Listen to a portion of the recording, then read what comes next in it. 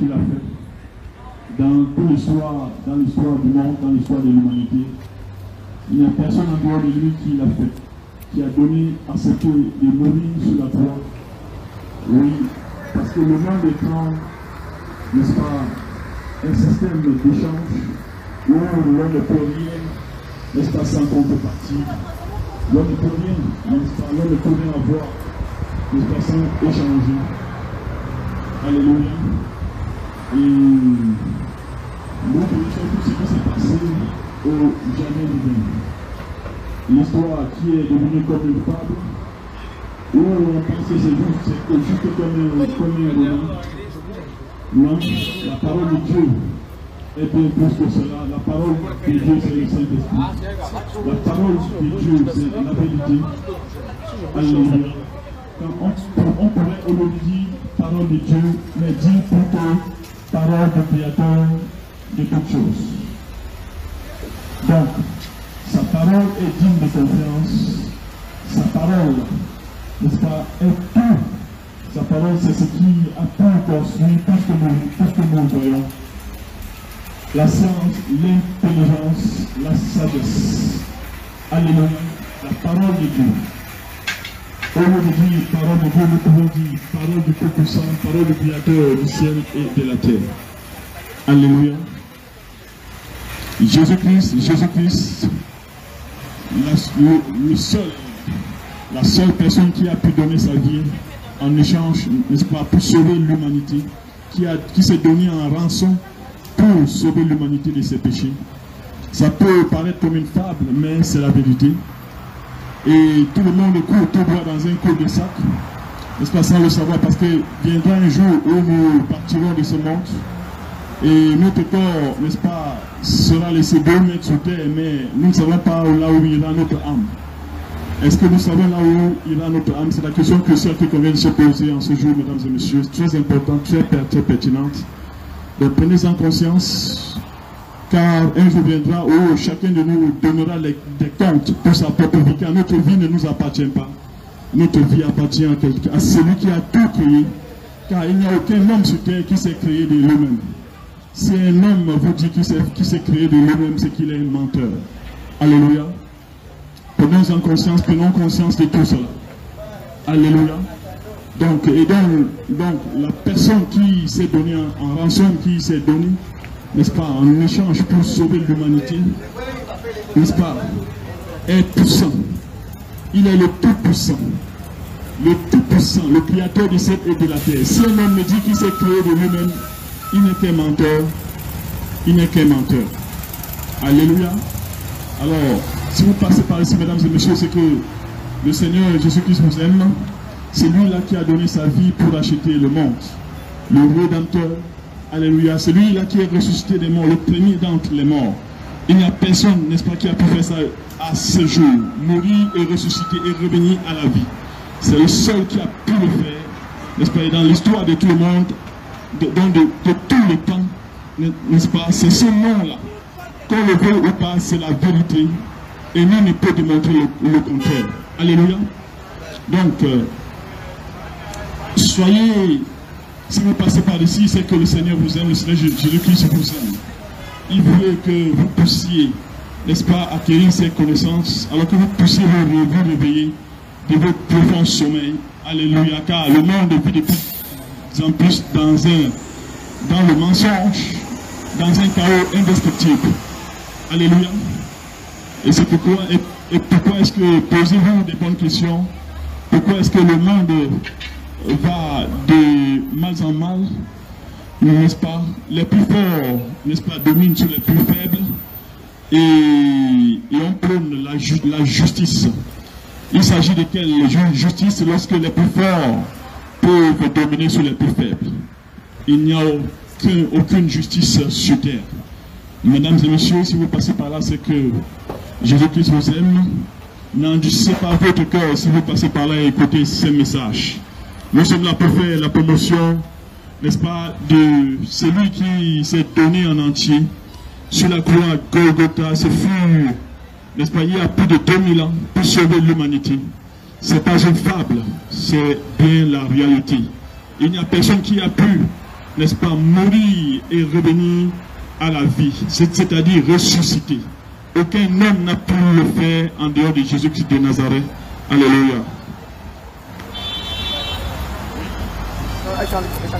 C'est bon, c'est bon. Shalom, shalom, bien-aimés dans le Seigneur. Nous avons rencontré notre soeur Adebola sur le terrain. Elle aime tellement le Seigneur Jésus qu'elle a pris la résolution de chanter un peu pour le Seigneur. Donc vous allez découvrir. Soyez abondamment bénis au nom de Jésus. Sing to Jesus. Hallelujah. Hallelujah. You can tell one word for the people who don't know Jesus.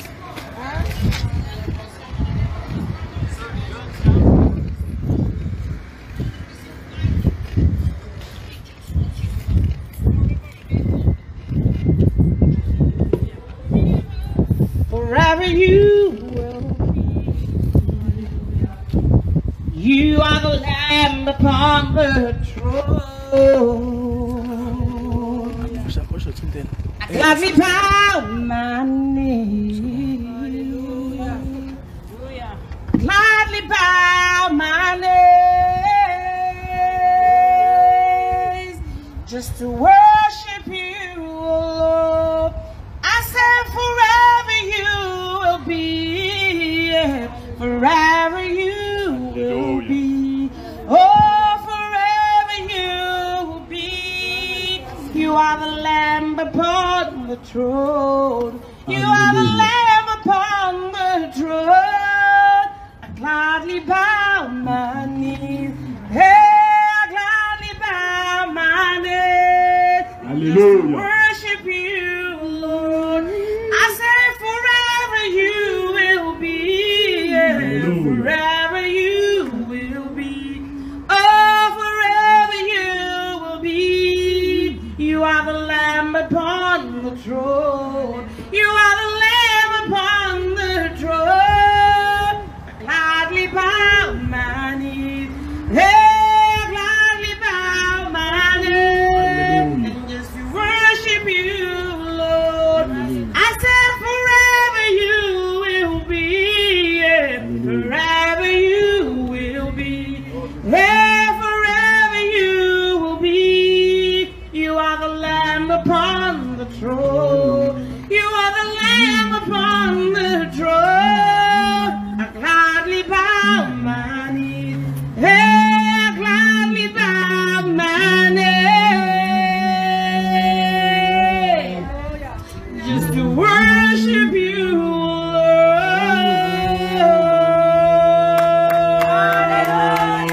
Hallelujah. Yes, you are the Lord.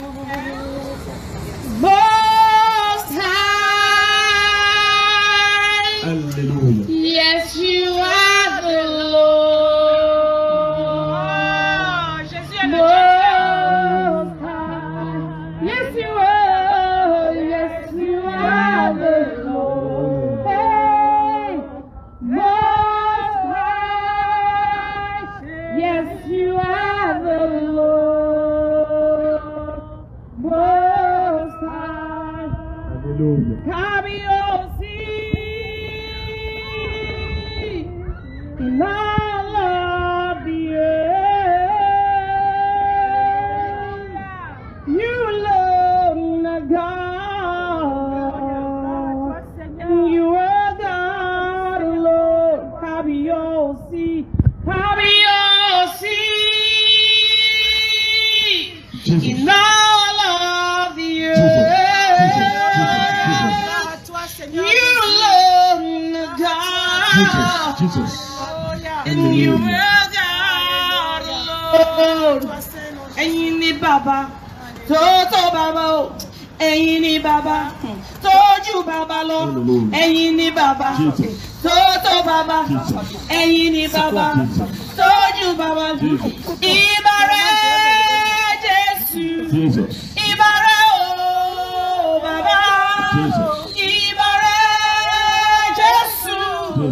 Ìbàrẹ̀ o bàbá. Mojúbàrẹ̀ o ọmọ Ọlọ́run. Ìbàrẹ̀ o bàbá. Mojúbàrẹ̀ o ọmọ Ọlọ́run. Ìbàrẹ̀ o bàbá. Thank you, Jesus. Thank you, Lord. He's worthy to be praised. There is none like him. He is the King of kings and the Lord of lords. He is the great I am that I am. He is the beginning and the end. He is God Almighty. Have you ever seen a God like this? Lord, we worship you. Lord, we exalt you. Lord, we glorify you. Be thou exalted, O Lord, above all heaven. Be thou exalted, O Lord, above all heaven. Let your glory be above all the earth. Oh, let your glory be above all the earth. Be thou exalted, O Lord, above all heaven. Be thou exalted, O Lord, above all heaven. Oh, let your glory be above all the earth. Oh, let your glory be above all the earth. Thank you, Jesus. Hallelujah. God bless you. God bless you. God bless you. Jesus love you. Jesus love you. Jesus love you.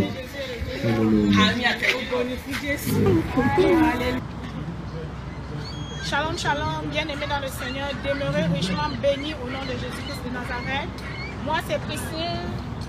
Shalom, shalom, peuple de Dieu. Shalom à vous tous. Soyez abondamment bénis au nom de Jésus. Moi, c'est la sœur Tabitha. Alléluia, gloire à Jésus. Amen. Bien-aimés, nous sommes sur le terrain de l'évangélisation et nous sommes vraiment bénis ce dimanche matin parce que ce que nous avons rencontré sur le terrain, ça confirme vraiment nos soupçons.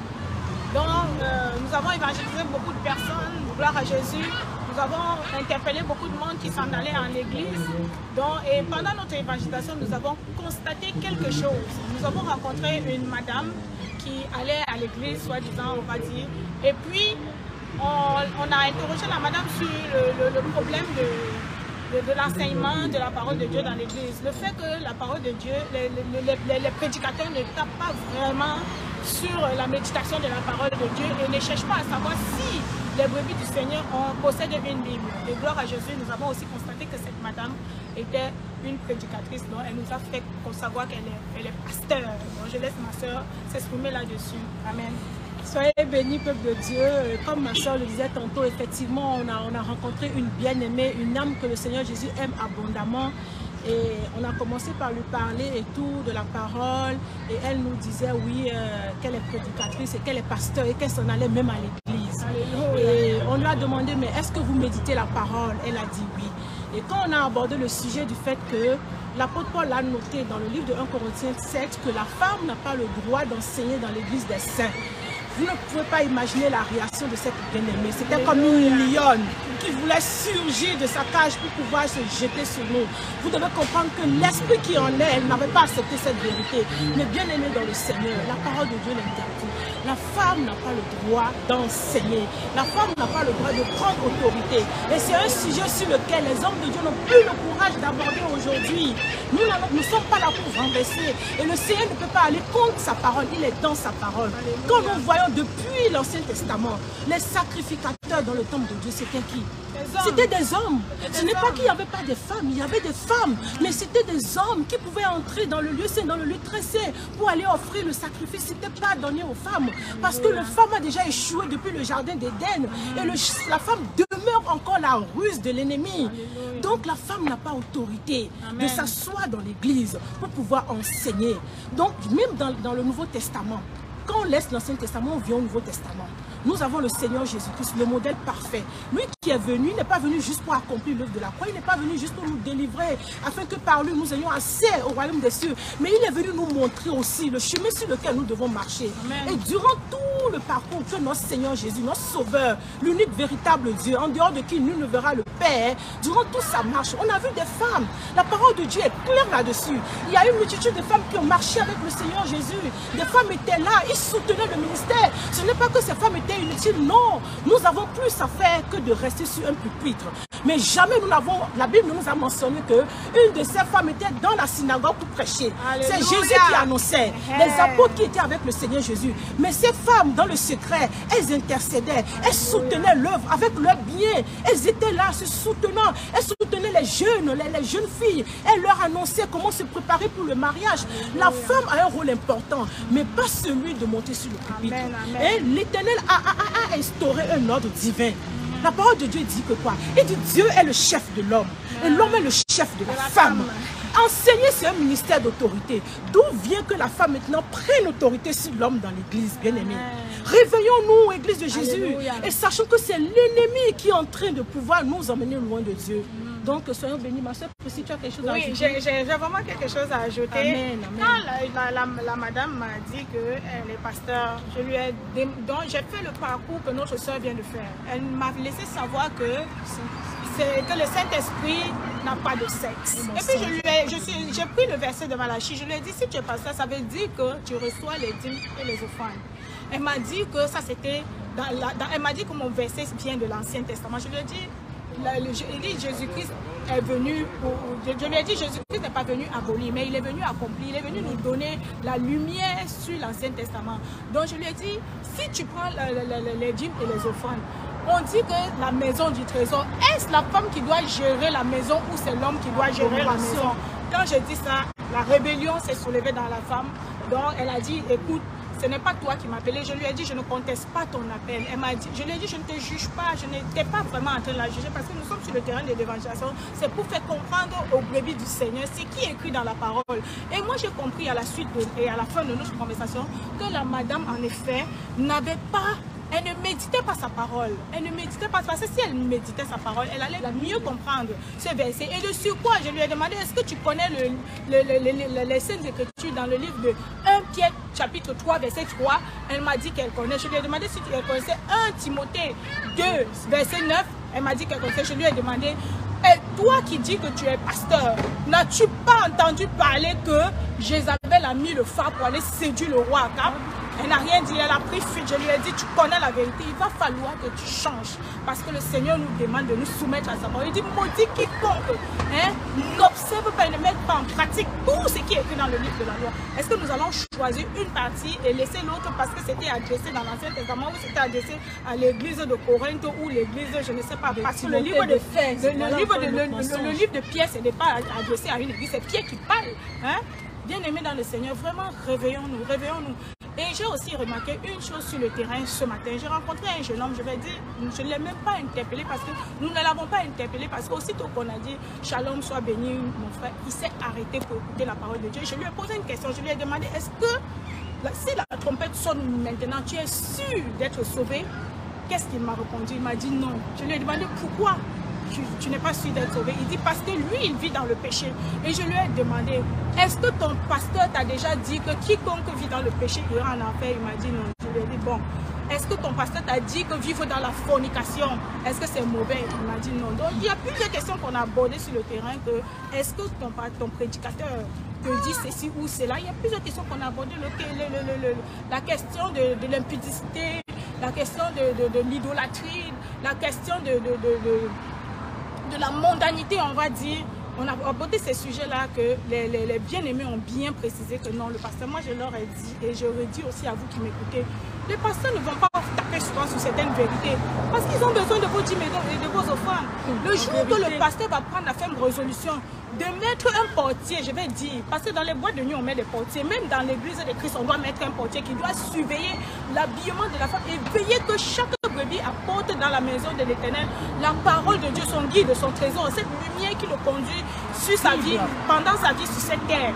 Donc je lui ai dit, le jour que ton prédicateur va mettre quelqu'un à la porte, il a peur que le jour qu'il va mettre quelqu'un à la porte, on va commencer à superviser si les brebis, les bien-aimés, on va porter leur Bible, et si elles sont habillées décemment, conformément à la parole de Dieu, ce jour-là, l'église va se vider. Et si ça se vide, lui, il fait comment pour avoir les dîmes et les offrandes? Parce qu'il est là juste pour ses vérités, pour son argent. Il est là juste pour chercher son argent. Le salut des âmes, là, qui s'inquiète vraiment de ça? Le Seigneur a dit dans sa parole qu'il y aura les prédicateurs de mensonges qui vont sortir. Et de nos jours, c'est ça que nous entendons, c'est ça que nous voyons. Les gens travaillent pour leur ventre. Donc le bien-aimé m'a dit, ce que vous dites là, madame, c'est vraiment vrai. Donc il est parti vraiment avec, je veux dire, il n'est pas allé à l'église avec le Dieu. Je lui ai dit, il faut aller. Mais ce que tu dois savoir, c'est que c'est ta parole. Tu dois lire, tu dois comprendre. On rencontre aussi des bien-aimés sur le terrain qui disent qu'ils ont une Bible. Mais quand on leur demande s'ils méditent, ils disent oui. Mais quand on leur demande, qu'est-ce que dit Josué 1.8, ils tombent dans le piège. Personne ne connaît Josué 1.8. Donc c'est vraiment lamentable. Bien-aimés dans le Seigneur, nous vous encourageons vraiment. Si vous êtes dans une église où c'est la femme qui est à la tête, où les femmes ont l'habitude de monter sur le pupitre pour enseigner, bien-aimés, je vous assure, sortez de là. Sortez de là. Ça, c'est Jézabel qui paie les âmes pour l'enfer.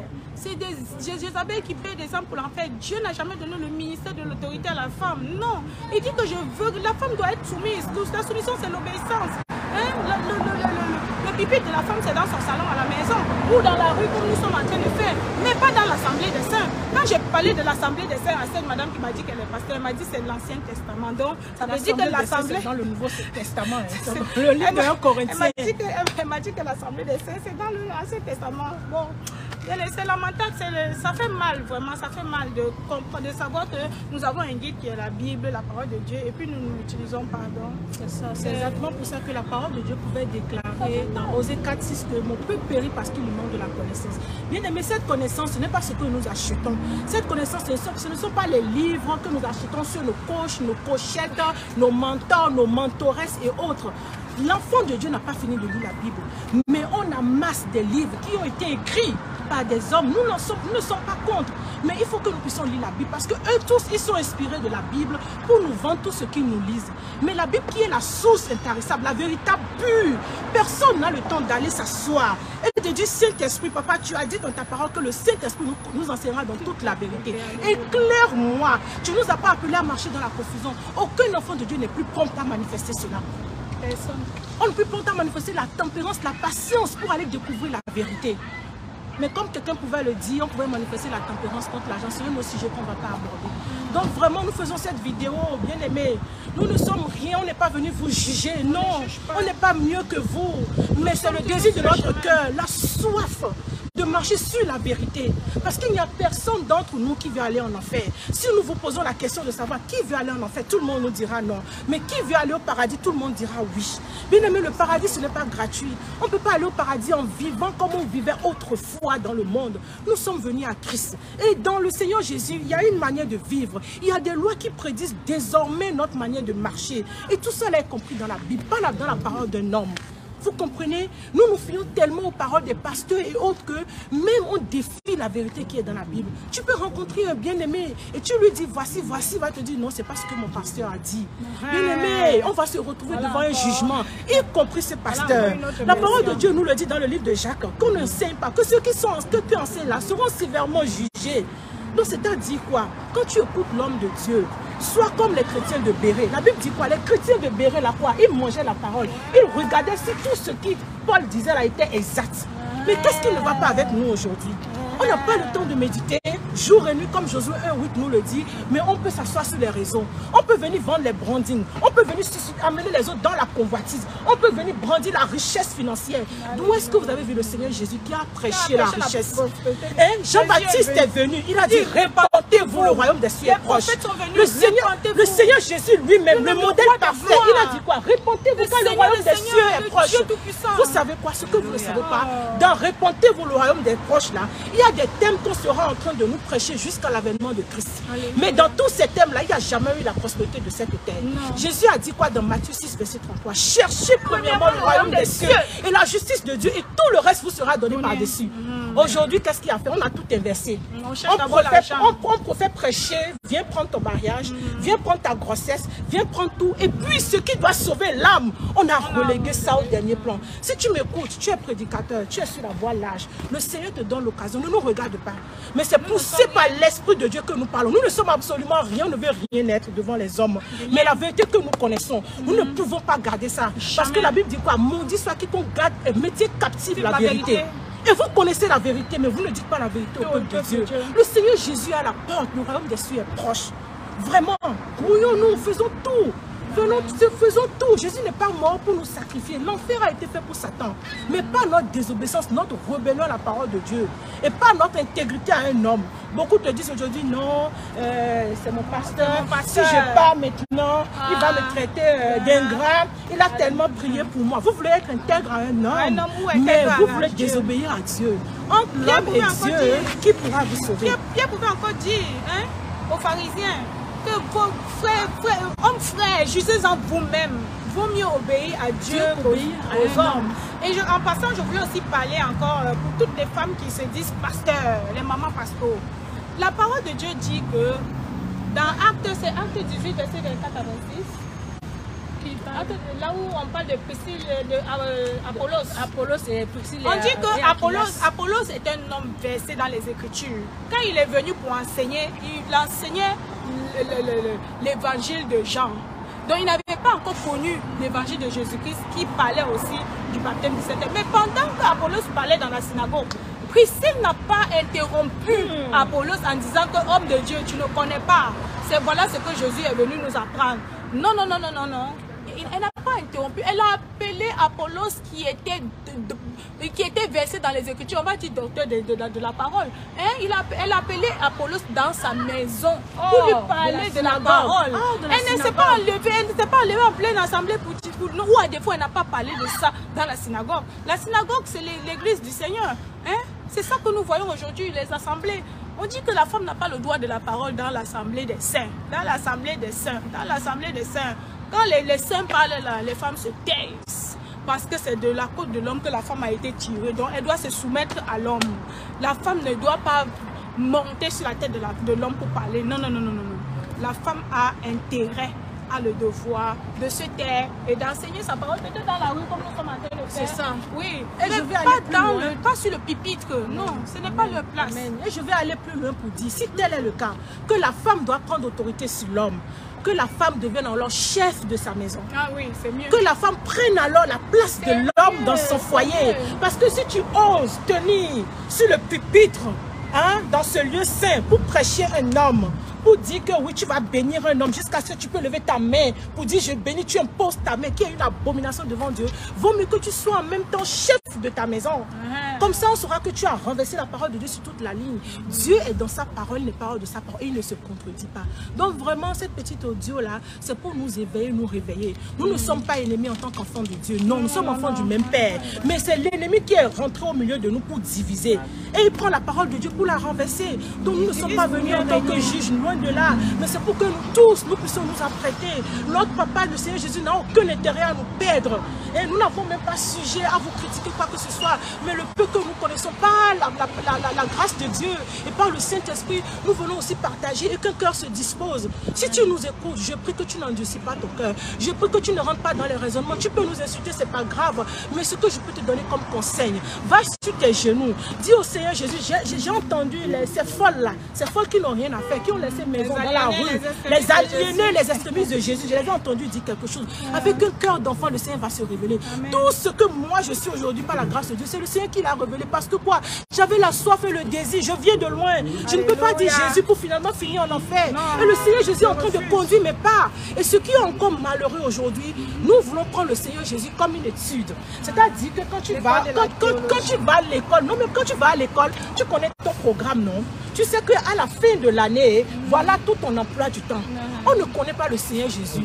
On dit, même les prophètes ont dit quoi? Nous connaissons en partie. Le Seigneur Jésus ne se découvre pas de façon entière. Quand tu es Jésus, tu sais que voilà comment il fait, voilà comment il fait. Mais il se laisse découvrir petit à petit à ceux-là qui le cherchent en esprit et en vérité. Donc véritablement, nos frères et sœurs, vous qui nous suivez, nous prions que vous reveniez à la parole avec un cœur d'enfant. Il pouvait dire, laissez venir les enfants à moi, car le royaume des cieux est pour ceux qui sont comme eux.